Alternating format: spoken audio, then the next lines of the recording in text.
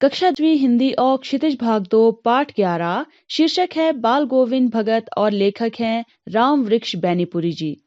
Hello बच्चों, मैं शिक्षा सक्सेस सीरीज एजुकेशन से आज हम आपके पाठ्यक्रम से पाठ 11 पढ़ने जा रहे हैं, जिसका शीर्षक है बाल गोविंद भगत। और इसके जो लेखक हैं राम वृक्ष बैनीपुरी जी, उन्होंने इस चैप्टर में बाल गोविंद भगत जी के व्यक्तित्व के बारे में, या फिर ये कहें कि उनकी पूरी जीवनी हमें संक्षिप्त रूप में बताई है। तो ज्यादा समय बर्बाद ना करते हुए हम चैप्टर पर आते हैं और बाल गोविंद भगत जी के बारे में जानते हैं। कमर में एक लंगोटी मात्र और सिर में कबीर पंथियों की सी कनफटी टोपी। जब जाड़ा आता एक काली कमली ऊपर से ओढ़े रहते। मस्तक पर हमेशा चमकता हुआ रामानंदी चंदन, जो नाक के एक छोर से ही औरतों के टीके की तरह शुरू होता, गले में तुलसी की जड़ों की एक बेडौल माला बांधे रहते। जाड़ा कहा जाता है शीत ऋतु को या सर्दी के मौसम को, और बेडौल होता है भद्दा या बेढंगा, या फिर जो देखने में अच्छा ना लगे। तो यहाँ पर जो बाल गोविंद भगत जी है, उनके बारे में बताया जा रहा है कि जो बाल गोविंद भगत जी हैं, वे एक लंगोटी मात्र पहना करते थे और वो सिर पर जो है कबीर पंथियों की तरह कनफटी टोपी पहना करते थे। जिस तरह से कबीर जी पहना करते थे, उसी तरह से वे भी जो है कबीर की तरह टोपी पहनते थे, जिसे कनफटी टोपी भी कहा जाता है। और जब ठंड होती थी, क्योंकि वो केवल एक लंगोट पहना करते थे, तो जब ठंड आती थी तो क्या करते थे, अपने शरीर पर जो है एक काला कंबल ओढ़ लिया करते थे। उनके सर पर जो है एक चमकता हुआ रामानंदी चंदन, यानी जो सफेद रंग का आपका चंदन होता है, उसका जो टीका होता है वो कैसा लगाते थे, वो नाक के छोर से ही शुरू हो जाता था और ऊपर तक जिसे वो टीका लगाया करते थे, किसका, रामानंदी चंदन का। और उनके गले में जो तुलसी की मालाएं पड़ी रहती थी, वो बहुत ही बेढंगी लगती थी, बहुत ही बुरी लगती थी देखने में। ऊपर की तस्वीर से यह नहीं माना जाए कि बाल गोविंद भगत साधु थे। नहीं, बिल्कुल गृहस्थ। उनकी गृहिणी की तो मुझे याद नहीं, उनके बेटे और पतोहू को तो मैंने देखा था। थोड़ी खेतीबाड़ी भी थी, एक अच्छा साफ सुथरा मकान भी था।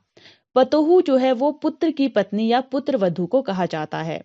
तो यहाँ पर जो ये तस्वीर बताई गई है बाल गोविंद भगत जी की, कि वो किस तरह का उनका पहनावा था, उससे जो है आप ये बिल्कुल मत समझिएगा कि जो बाल गोविंद भगत जी हैं वो साधु थे। साधु क्यों नहीं थे? क्योंकि वो गृहस्थ थे, उनकी शादी हुई थी। और जो लेखक हैं वो ये बताते हैं कि उनकी जो पत्नी है, उनको तो लेखक ने नहीं देखा था, लेकिन उनके बेटे और बहू को उन्होंने देखा था। इसलिए ये कहा जा सकता है कि वो साधु तो बिल्कुल नहीं, खेती बाड़ी थी और उनका जो मकान था वो भी अच्छा खासा था, इसलिए वो साधु नहीं थे। जो तस्वीर बताई गई है वो केवल उनका पहनावा था, ये आपने ध्यान में रखना है।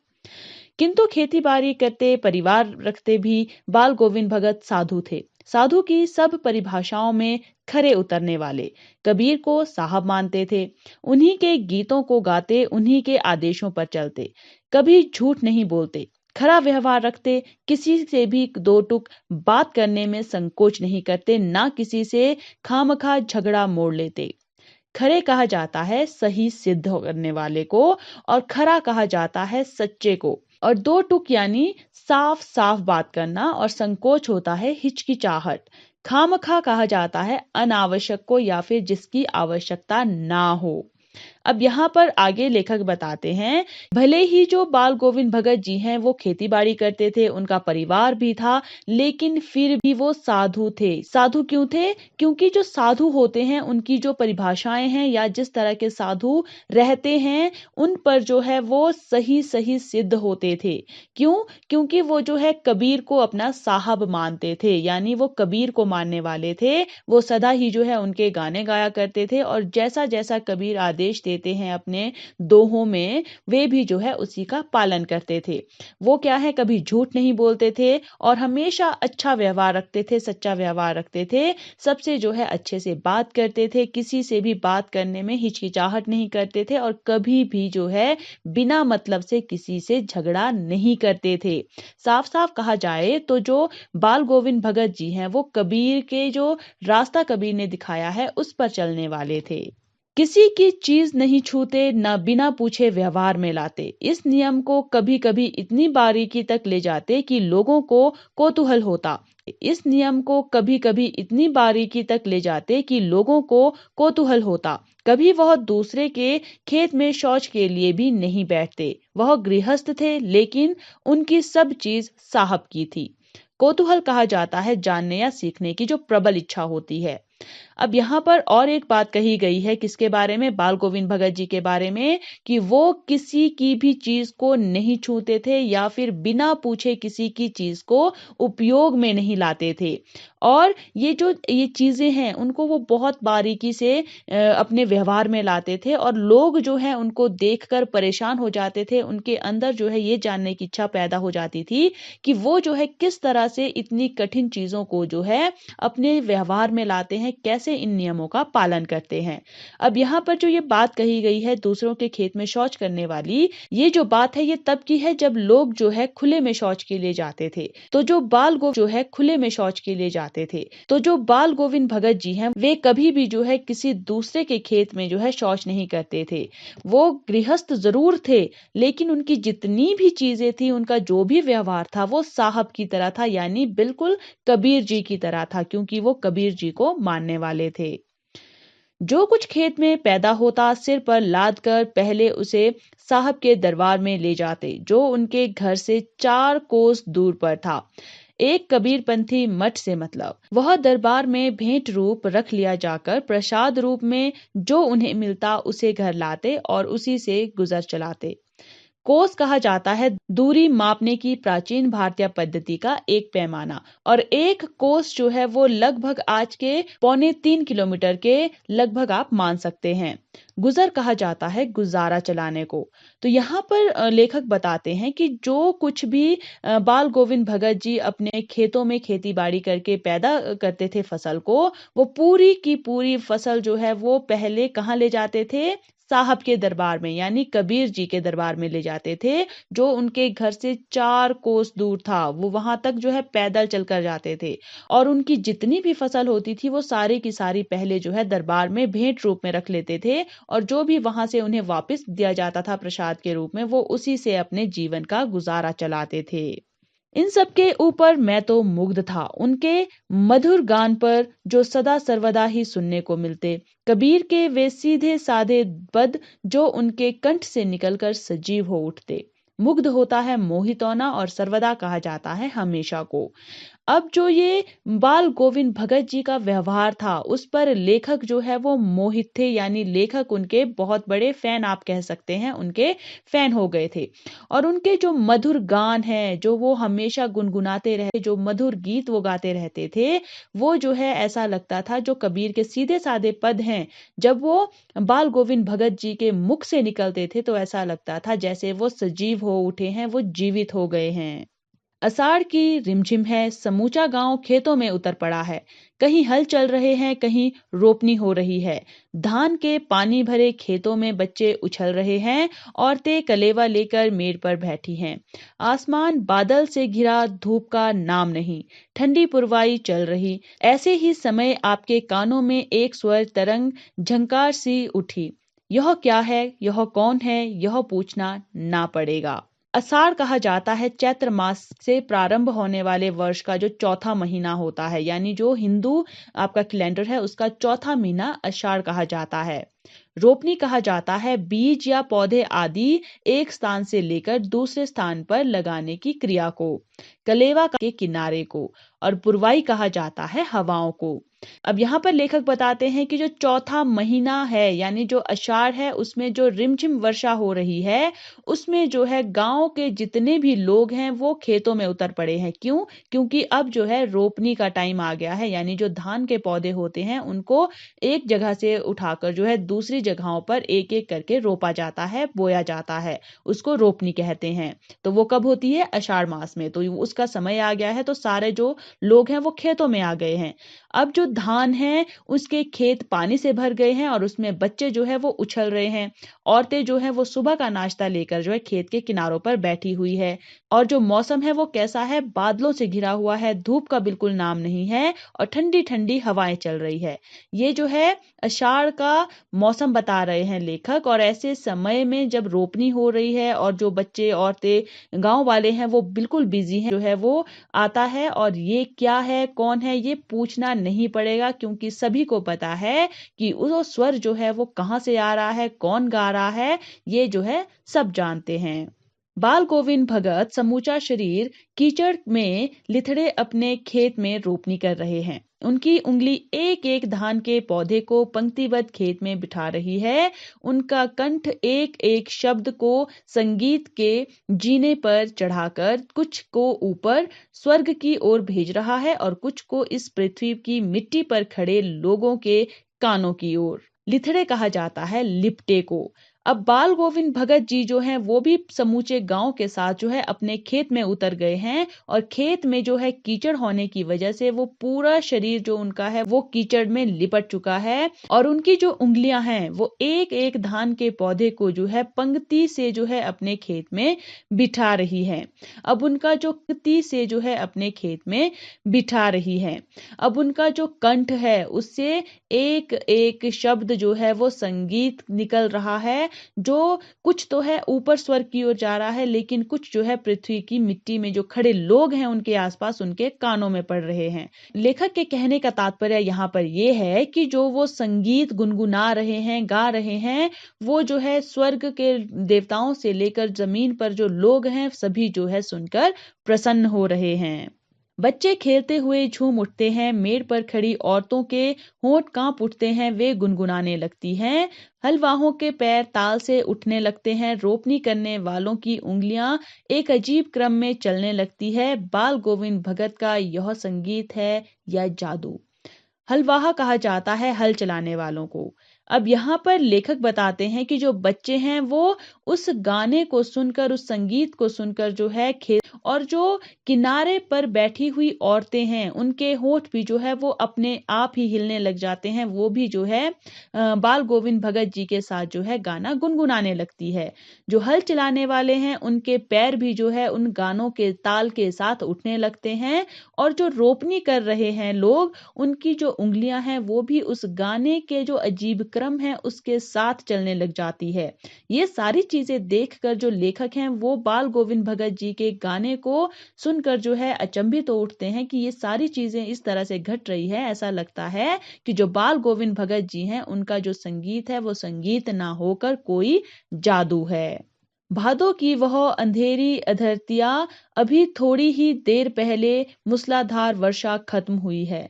बादलों की गरज, बिजली की तड़प में आपने कुछ नहीं सुना हो, किंतु अब झिल्ली की झंकार और दादुरों की टर बाल गोविंद भगत के संगीत को अपने कोलाहल में डुबो नहीं सकती। अधरतिया कहा जाता है आधी रात को और झिल्ली जो है वो यहाँ पर झिंगूर के लिए यूज किया गया है और दादुरो कहा जाता है मेंढक को, कोलाहल होता है शोर। अब यहाँ पर लेखक बताते हैं कि जो भादों की जो अंधेरी आधी रात है उसमें अभी थोड़ी देर पहले ही जो वर्षा है वो रुकी है। बादलों की जो गरज है, बिजली की जो कड़कड़ाहट होती है, उनकी जो आवाजें हैं उसमें लेखक बताते हैं कि अगर आपने बाल गोविंद भगत जी का संगीत नहीं सुना है उस शोर में, लेकिन अब जो बारिश के बाद जैसे झिंगूर जो है वो अपनी झंकार करने लगते हैं, जो मेंढक है वो टर करने लग जाते हैं, यानी बारिश के बाद भी जो है मौसम में कुछ ना कुछ आवाजें होती रहती है, उसमें जो है बाल गोविंद भगत जी का जो संगीत है वो इस शोर में नहीं डूब सकता है, यानी इस शोर से ऊपर जो है शोर में नहीं डूब सकता है, यानी इस शोर से ऊपर जो है उनका संगीत उठकर आ रहा है। उनकी खंजरी डमक डमक बज रही है और वे गा रहे हैं। गोदी में पियवा चमक उठे सखिया, चिहकू उठे ना। हाँ, पिया तो गोद में ही है किंतु वह समझती है वह अकेली है, चमक उठती है, चिहकू उठती है। अब जो बाल गोविंद भगत जी हैं उनकी जो खंजरी है, खंजरी अर्थात जैसे आप यहाँ इस चित्र में देख रहे हैं जो ये इंस्ट्रूमेंट है उसको खंजरी कहा जाता है। तो जो उनकी वो खंजरी है वो डमक डमक बज रही है, यानी वो उसको बजा रहे हैं और गाना गा रहे हैं। और गाना क्या गा रहे हैं? गोदी में पियवा चमक उठे सखिया चिहकू उठे ना, ये गीत जो है वो गुनगुना रहे हैं। उसी भरे बादलों वाले भादों की आधी रात में उनका यह गाना अंधेरे में अकस्मात कौंध उठने वाली बिजली की तरह किसे ना चौंका देता। अरे अब सारा संसार निस्तब्धता से सोया है पिता। अरे अब सारा संसार निस्तब्धता से सोया है। बाल गोविंद भगत का संगीत जाग रहा है, जगा रहा है। तेरी गठरी में लगा चोर, मुसाफिर जाग जरा। अकस्मात होता है अचानक और कोंधना होता है कड़कड़ाना, निस्तब्ध होता है शांत। अब जो ये भादों की आधी रात है जिसमें बादल जो है वो भरे पड़े हैं, उस ऐसी रात में भी जो है बाल गोविंद भगत जी का जो गाना है वो ऐसे सबको चौंका देता है, जैसे अचानक से जैसे बिजली कड़कती है तो सब चौंक जाते हैं, उसी तरह से ये गाना भी जो है वो सभी को चौंका देता है। क्यों चौंका देता है? क्योंकि आधी रात में सारा संसार जो है वो शांति से सोया होता है, लेकिन ऐसे समय में जो बाल गोविंद भगत जी हैं उनका संगीत भी जाग रहा है और वो दूसरों को भी जगा रहे हैं। और क्या गाना गा रहे हैं? तेरी गठरी में लगा है चोर, मुसाफिर जाग जरा। इस तरह के जो प्रभातियां शुरू हुई जो फागुन तक चला करती। इन दिनों वह सवेरे ही उठते, ना जाने किस वक्त जागकर वह नदी स्नान को जाते, गांव से 2 मील दूर। वहां से नहा धोकर लौटते और गांव से बाहर ही पोखरे के ऊंचे भींडे पर अपनी खंजरी लेकर जा बैठते और अपने गाने टरने लगते। प्रभातियां होता है एक प्रकार का गीत जो प्रातः काल गाया जाता है, यानी जो सुबह सुबह गाया जाता है। पोखर कहा जाता है छोटे तालाब को या फिर जहां पर बारिश का पानी इकट्ठा होता है।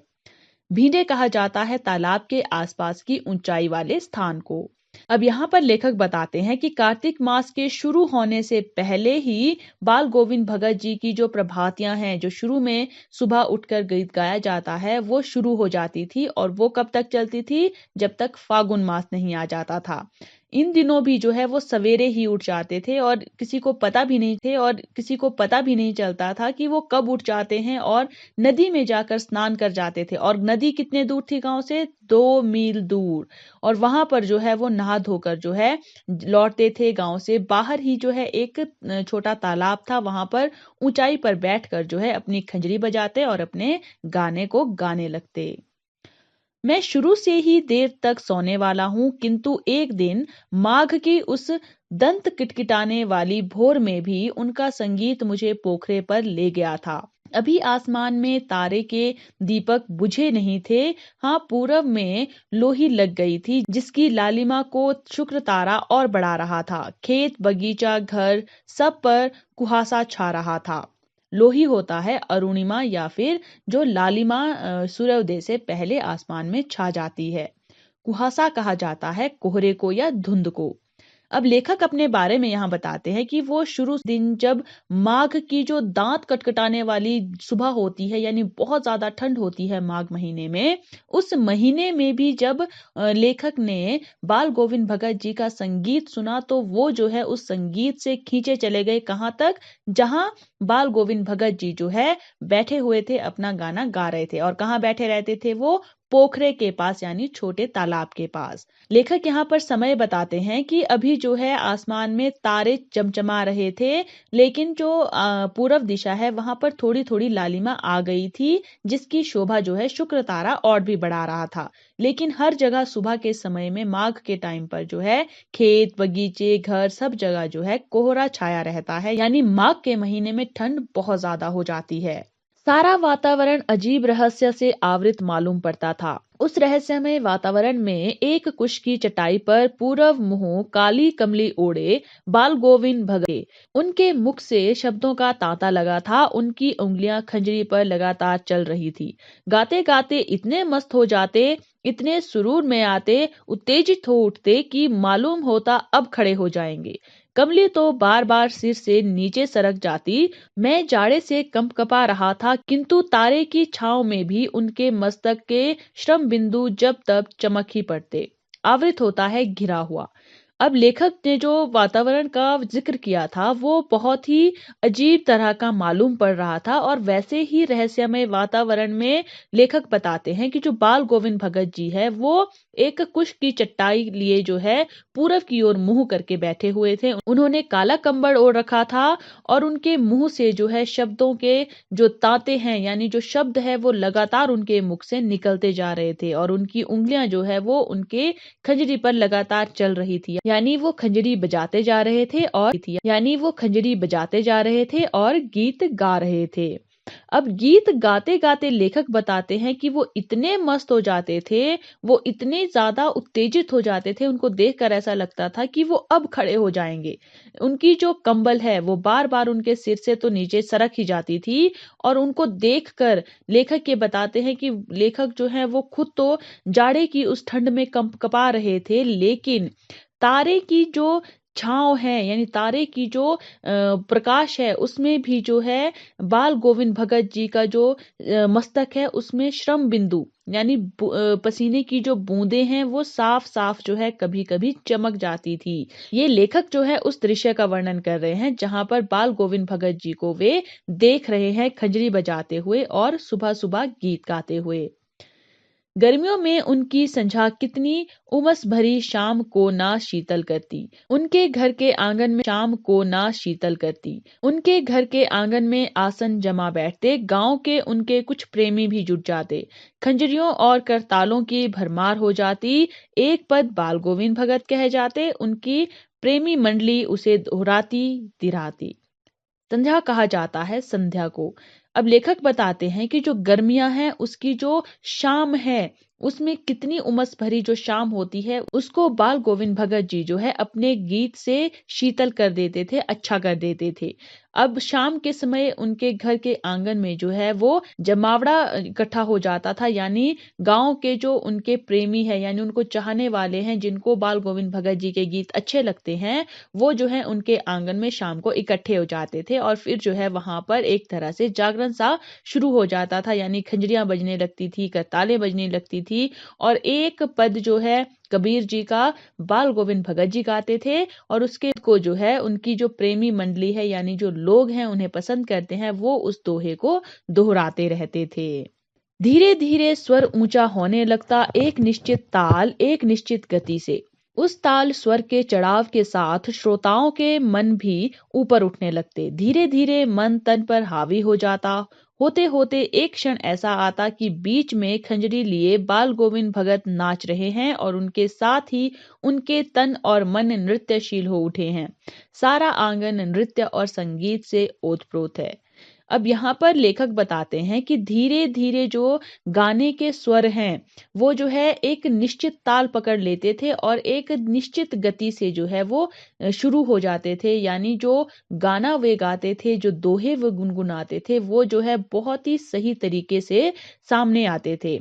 अब जो ताल है, जो स्वर है, वो धीरे-धीरे ऊपर उठने लगते थे और जो श्रोता हैं, यानी जो सुन रहे हैं, उनके मन में भी जो है वे ऊपर उठने लगते थे, यानी वो जो है अब तेज-तेज या ज़ोर-ज़ोर से गाने लगते थे और धीरे-धीरे जो मन है, वो तन पर हावी हो जाता था। यानी जो बाल गोविंद भगत जी हैं, वे अपनी खंजरी बजाते हुए जो है बीच में नाचने तक लग जाते थे। उनका जो आंगन है, वो पूरी तरह से हर शाम को जो है नृत्य और संगीत से भरा हुआ लगता था। बाल गोविंद भगत की संगीत साधना का चरम उत्कर्ष उस दिन देखा गया जिस दिन उनका बेटा मरा। इकलौता बेटा था वह, कुछ सुस्त और बोदा सा था, किंतु इसी कारण बाल गोविंद भगत उसे और अधिक मानते। उनकी समझ में ऐसे आदमियों पर ही ज्यादा नजर रखनी चाहिए या प्यार करना चाहिए, क्योंकि ये निगरानी और मोहब्बत के ज्यादा हकदार होते हैं। बोदा जो है वो कम अक्ल के लिए कहा जाता है, यानी जो थोड़ा मेंटली स्ट्रांग ना हो। अब लेखक बताते हैं कि जो बाल गोविंद भगत जी है, उनकी जो संगीत से प्रति प्रेम है, उसकी जो पीक आप कहेंगे, वो उस दिन देखने को मिली थी जब उनका बेटा मरा था। और बेटा कौन था? वो उनका इकलौता बेटा था, लेकिन वो थोड़ा सुस्त था, थोड़ा कम अक्ल था। किंतु जो बाल गोविंद भगत जी हैं, वो उसी कारण से इसे ज्यादा मानते थे, क्योंकि बाल गोविंद भगत जी की जो समझ है वो ऐसी थी कि जो कम अक्ल लोग होते हैं, जो सुस्त लोग होते हैं, वे जो है ज्यादा प्यार के हकदार होते हैं, उनको जो है ज्यादा निगरानी की जरूरत होती है। इसलिए बाल गोविंद भगत जी जो है अपने बेटे की ओर ज्यादा ध्यान देते थे। बड़ी साध से उसकी शादी कराई थी। पतोहू बड़ी ही सुभग और सुशील मिली थी। घर की पूरी प्रबंधिका बनकर भगत को बहुत कुछ दुनियादारी से निवृत्त कर दिया था उसने। उनका बेटा बीमार है, उसकी खबर रखने की लोगों को कहाँ फुर्सत। किंतु मौत तो अपनी ओर सबका ध्यान खींच कर ही रहती है। हमने सुना बाल गोविंद भगत का बेटा मर गया। साथ कहा गया है अभिलाषा को या इच्छा को, और प्रबंधिका होता है व्यवस्था करने वाली।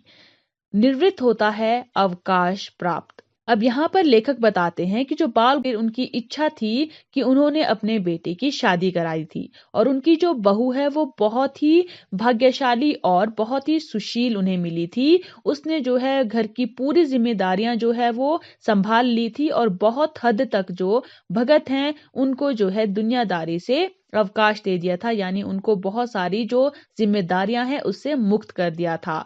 अब जो बाल गोविंद भगत जी हैं उनका बेटा बीमार है, ये सबको पता था, लेकिन उसकी खबर रखने की लोगों को फुर्सत कहाँ होती है।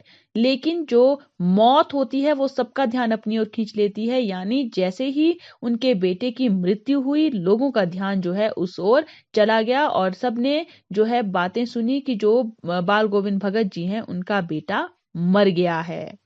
कौतूहलवश उनके घर गया, देखकर दंग रह गया। बेटे को आंगन में एक चटाई पर लिटाकर एक सफेद कपड़े से ढक रखा है। वह कुछ फूल तो हमेशा ही रोते रहते, उन फूलों में से कुछ तोड़कर उस पर बिखरा दिए हैं, फूल और तुलसी दल भी। सिरहाने एक चिराग जला रखा है, और उसके सामने जमीन पर ही आसन जमाए गीत गाए चले जा रहे हैं। वही पुराना स्वर, वही पुरानी तल्लीनता।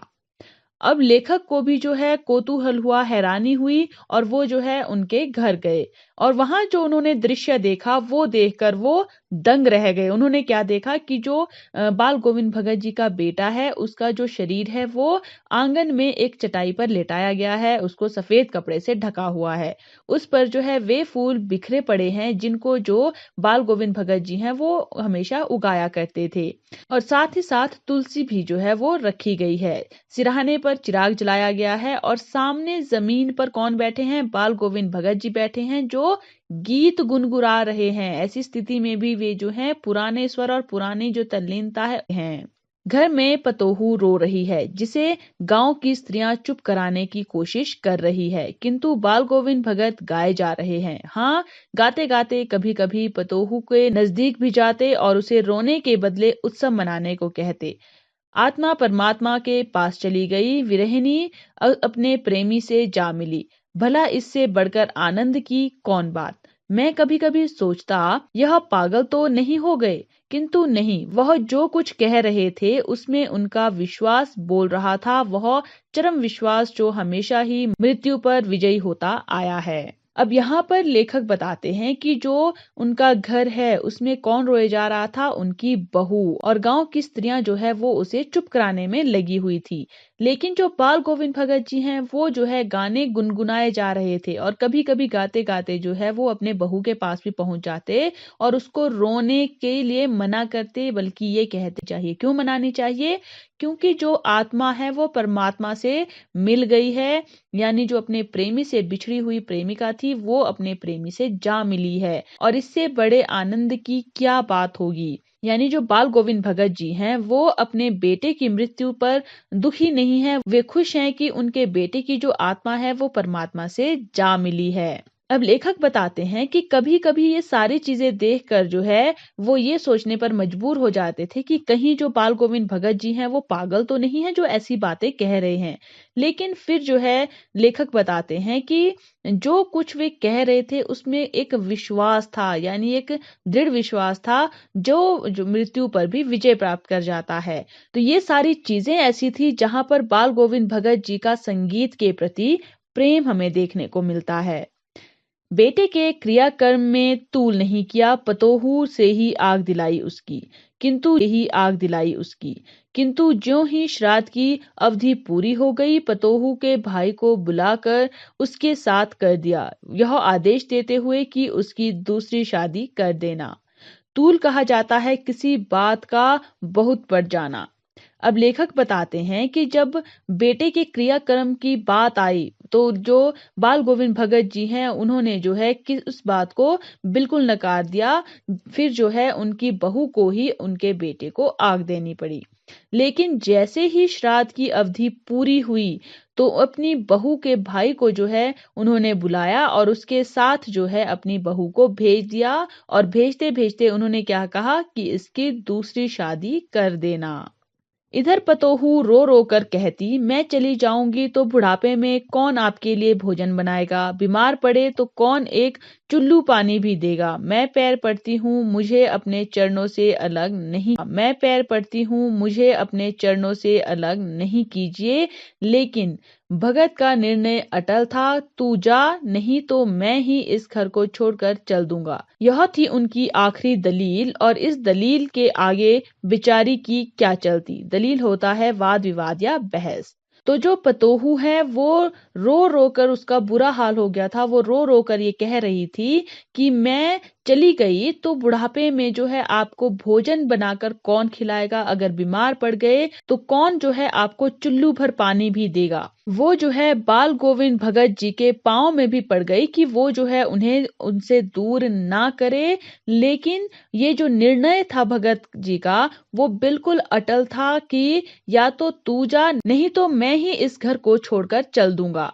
ये जो है उन्होंने लास्ट में बहस के साथ कह दिया था। और इस बहस के आगे बेचारी जो उनकी बहू है वो क्या ही, बहस के आगे बेचारी जो उनकी बहू है वो क्या ही बोल पाती।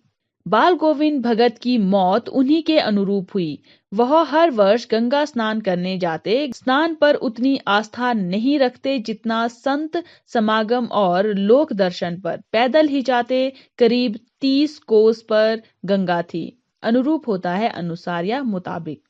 तो अब जो है लेखक बाल गोविंद भगत जी की मौत के बारे में बता रहे हैं कि जो उनकी मौत है वो भी उनके अनुसार ही हुई थी, यानी जैसा जैसा वो चाह रहे थे उनकी मृत्यु भी वैसी ही हुई। वो जो है हर वर्ष हर साल जो है वो गंगा स्नान करने जाते थे, और स्नान में उनकी कोई आस्था नहीं थी। उनकी आस्था किसमें थी? संत समागम, यानी जो संत लोग होते हैं उनसे मिलने में। वे जो है पैदल ही जाते थे, और पैदल करीब जो है वो 30 कोस चलकर जाते थे, क्योंकि उनके गांव से जो है गंगा 30 कोस दूर थी। क्या हक और गृहस्थ किसी से भिक्षा क्यों मांगे, अतः घर से खाकर चलते तो फिर घर पर ही लौट कर खाते। रास्ते भर खंजड़ी बजाते गाते, जहाँ प्यास लगती पानी पी लेते। 4-5 दिन आने जाने में लगते, किंतु इस लंबे उपवास में भी वही मस्ती। संबल होता है सहारा या ताकत। अब लेखक बताते हैं कि जो साधु लोग होते हैं उनको किसके सहारे की जरूरत पड़ती है, किसके ताकत की जरूरत पड़ती है। और जो गृहस्थ होते हैं वो भिक्षा क्यों मांगे, यानी गृहस्थ जो लोग होते हैं वो भिक्षा नहीं मांगते हैं।